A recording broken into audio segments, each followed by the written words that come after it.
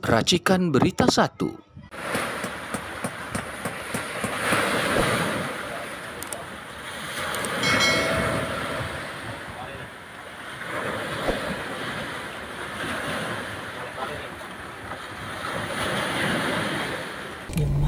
Kita lihat rumah-rumah penduduk yang sudah dihancurkan. Yang tampak ini adalah rumah yang dibangun kembali apa adanya supaya rakyat merasa tidak dicurangi, hanya dibayar tanah kosong. Maka dibangun kembali rumah yang mereka ambrukkan, dibangun agar kalau sampai terjadi pembebasan, maka mereka harus dibayar bangunan dan tanah, bukan tanah saja. Tapi ini adalah satu kekejaman, perampokan, perampasan, tidak diberi hak sama sekali rakyat ini. Inilah yang sebenarnya dibela sama ini oleh Said Didu, karena dia melihat di depan mata kepala sendiri karena beliau tinggal di daerah sini. Semoga rakyat tidak mudah didolimi oleh pemerintah yang sudah dikuasai oleh para oligarki untuk mencari keuntungan sendiri. Sangat tidak adil dan kita harus mewujudkan kemerdekaan yang sebenar-benarnya.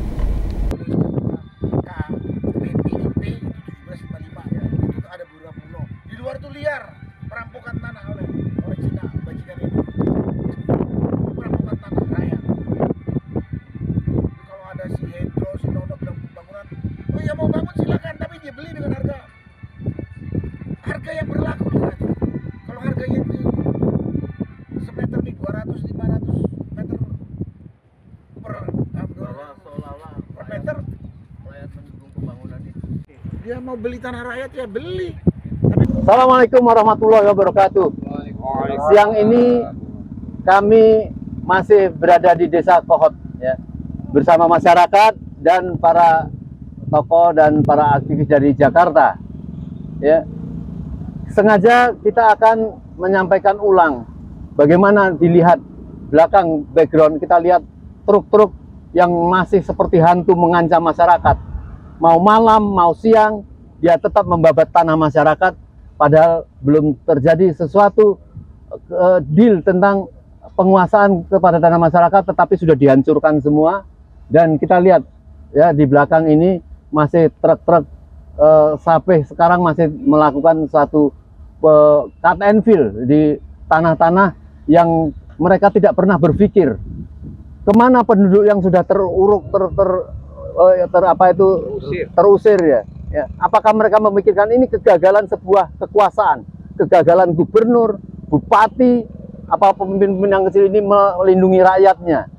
Dan tadinya masyarakat itu sudah takut diancam-ancam kalau diwawancara. Sekarang mereka sudah tidak peduli karena mereka ya para oligarki ini juga sudah tidak peduli terhadap kehidupan masyarakat.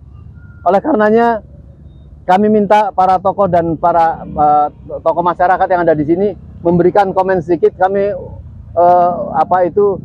sedikit kami mulai dari Bang Salim. Bang Salim adalah tinggal di Kohot juga ya?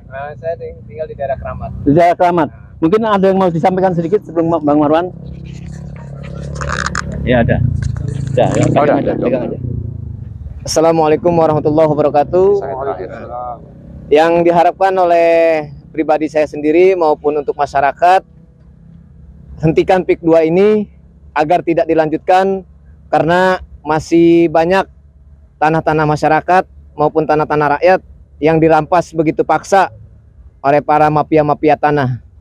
Jadi kami masyarakat Banten akan terus berjuang memperjuangkan hak-hak rakyat yang akan tertindas, yang akan ditindas oleh para mafia-mafia tanah. Mungkin kepada para aparat maupun staf-staf daripada pedesaan-pedesaan, tolong jangan intimidasi warga-warga yang tidak setuju untuk tanahnya dijual.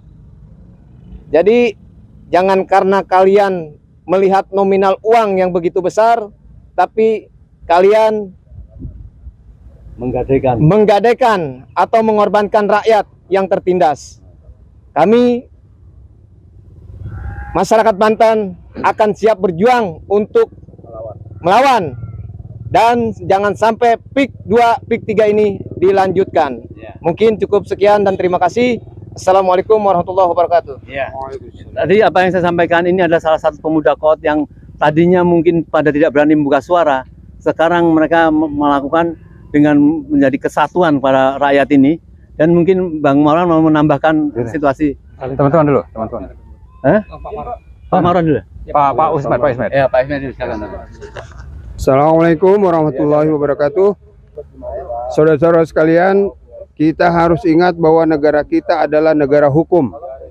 Jadi apapun yang terjadi di negara ini harus berdasarkan hukum.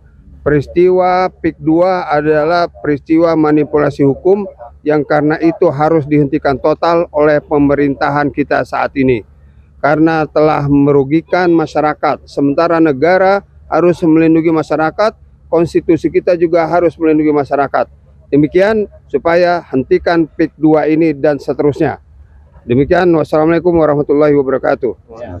Bisa kita lihat bahwa ya petugas katakanlah satpam gitu ya sudah mengusir ya, mungkin dia melakukan tugas, tapi ini sudah suatu penghardikan ya.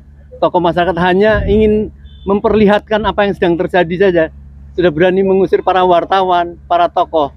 Tetapi saya bersyukur rakyat sekarang sudah mulai berani mengungkapkan, dan kita rakyat yang mendengarkan harus bertindak sebagai hakim atau sebagai penilai yang adil ya.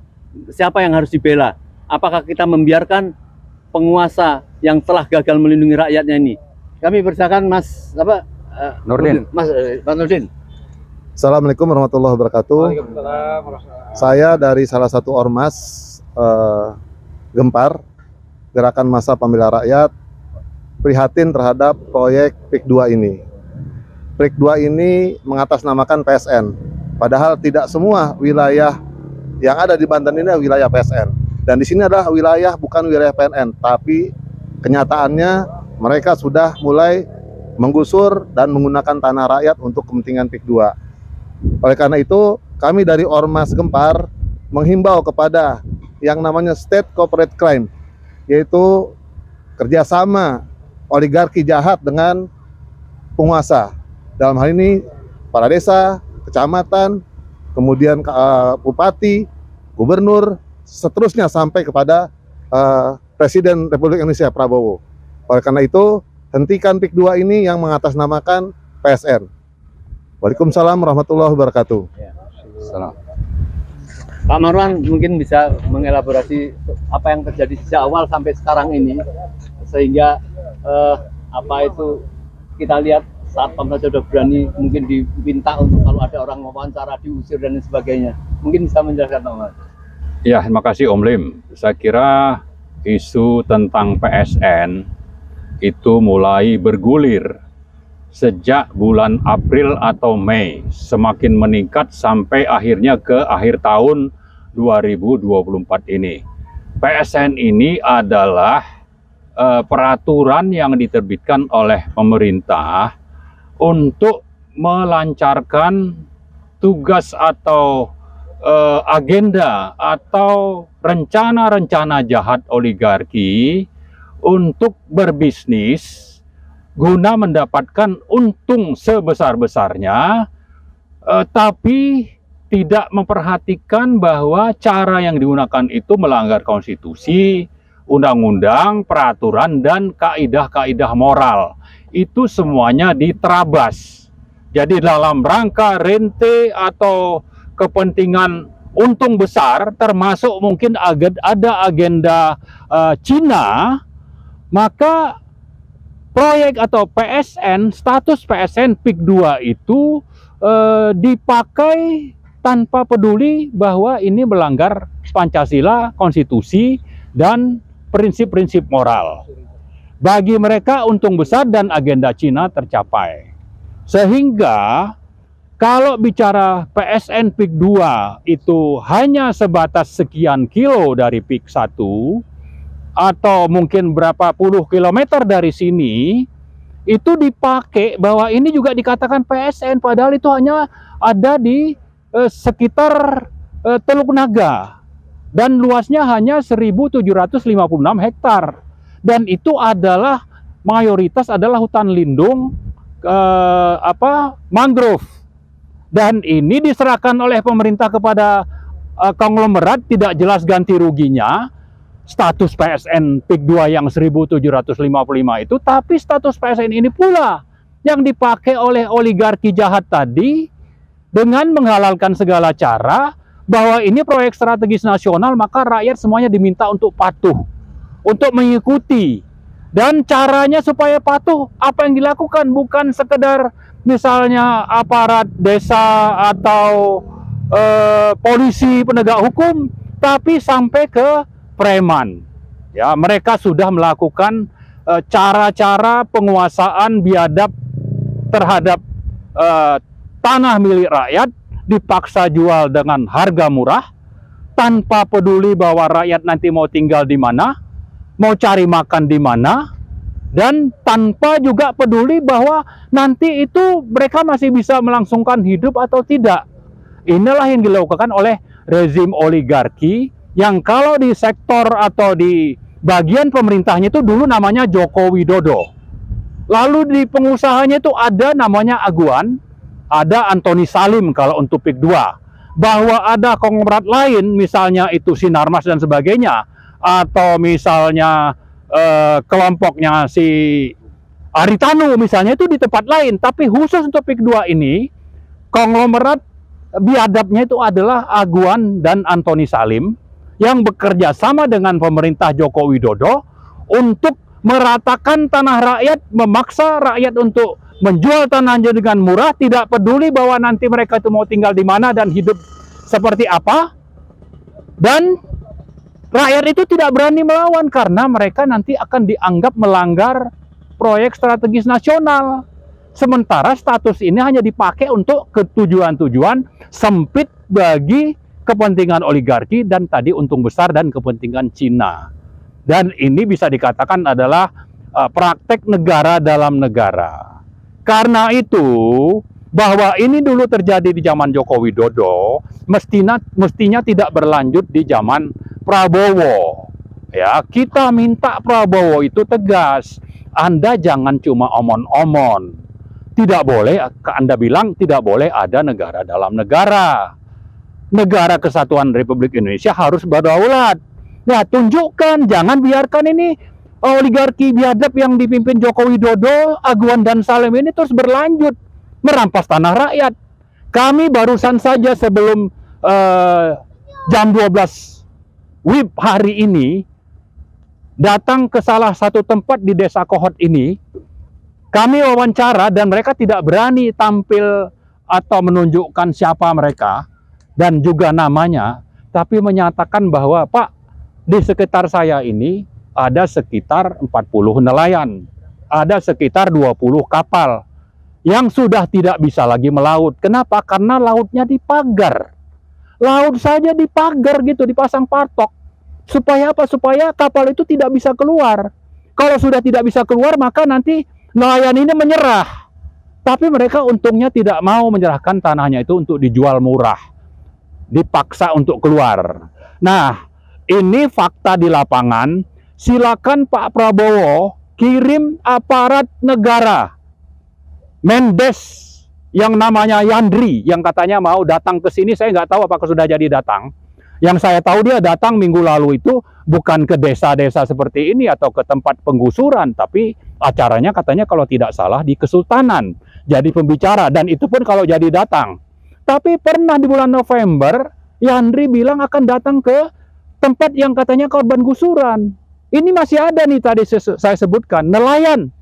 Dan saya dengar itu bisa puluhan penduduk di sekitar kampung nelayan itu yang tergantung hidupnya dari bagaimana nelayan itu dapat menangkap ikan di laut. Bagaimana menangkap ikan kalau mereka kapalnya sudah tidak bisa keluar karena ada patok-patok tadi. Ini fakta konkret di lapangan, Pak Yandri, Pak Prabowo, silakan datang ke sini.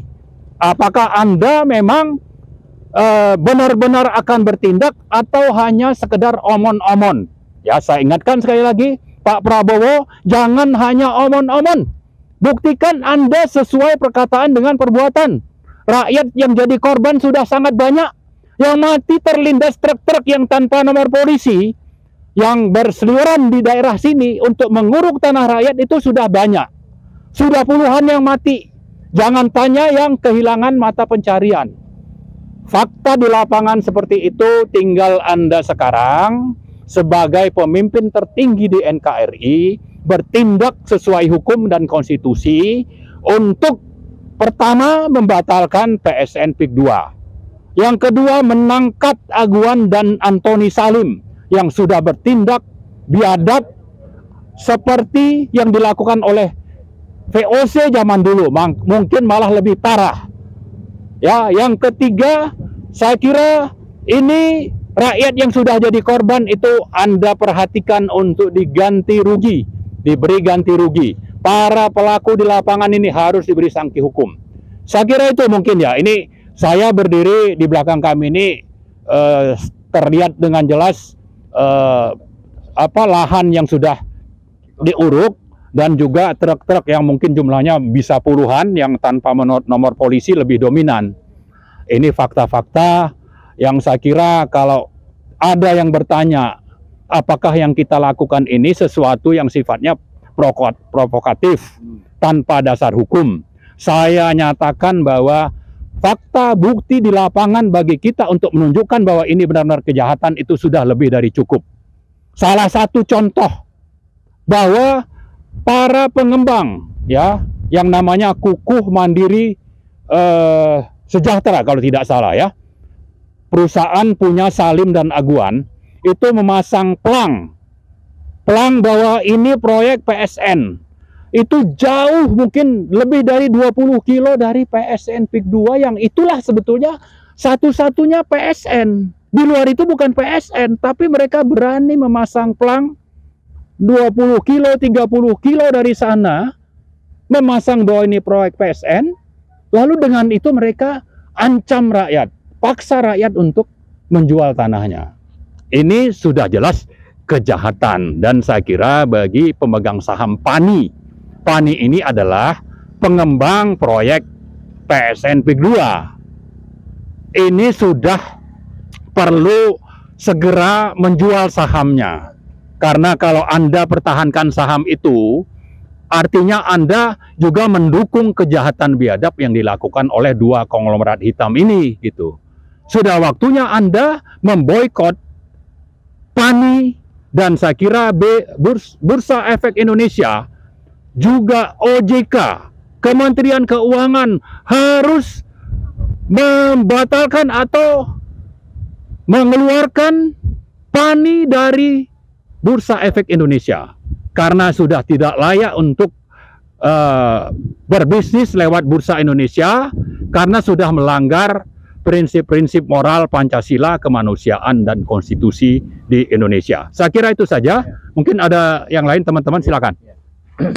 Jadi jelas apa yang disampaikan Bang Marwan bahwa ada yang berlatar belakang di kita ini, apakah ini masih masuk wilayah PSN? Ya, mereka melakukan satu kebohongan dan menakut-nakuti rakyat. Rakyat takut kalau tidak menjualnya dengan harga murah, seolah melakukan perlawanan kepada rakyat. Ini bisa dilihat. Jadi apa yang dilakukan Bansai di Dulan dan sebagainya itu bukan provokasi, yang jelas melakukan pembelaan kepada rakyat. Apakah kita akan terprovokasi oleh para buzzer-buzzer oligarki itu untuk mengadu domba rakyat, mengadu domba bangsa itu dengan rakyat, seolah apa yang kita lakukan ini adalah merupakan pelanggaran. Jadi sekali lagi kita tetap akan melanjutkan perjuangan ini. Usia pelantikan Prabowo menjadi presiden yang diharapkan rakyat bisa mengubah, melakukan perlawanan, menghentikan proyek-proyek yang masa lalu. Semoga segera hadir dan betul-betul mewujudkan para menteri itu menghentikan bukan saja peninjauan, karena sudah cukup tinjauan-tinjauan bagi kita. Apa yang dilakukan di tengah-tengah kita harus segera diwujudkan. Apakah pemerintah tidak mampu melakukan pembangunan yang bisa berguna untuk rakyat, menyempurnakan pelabuhan atau untuk bisa melaut? Apa sehina itu penguasa kita, negeri kita seolah negeri yang tidak mempunyai apa-apa? Kita mendorong pemerintah mampu melakukan satu penghidupan yang normal, ya, mereka tidak terusik. Tadi rakyat mengatakan bahwa tolong kami jaga ketenangan hidup kami hanya ingin hidup damai di negeri kami. Itu tidak bisa diwujudkan di dalam dalam jarak yang pendek sekali dengan kekuasaan Indonesia di Jakarta, hanya beberapa kilo saja. Marilah kita tetap mendorong, mendukung untuk menghentikan, dan kemudian pemerintah melakukan pembangunan, menyempurnakan, menormalkan kehidupan rakyat yang mereka sudah nangis darah ya, nangis air mata, bagaimana tempat tinggalnya sudah diratakan semua, dan ini harus segera dihentikan.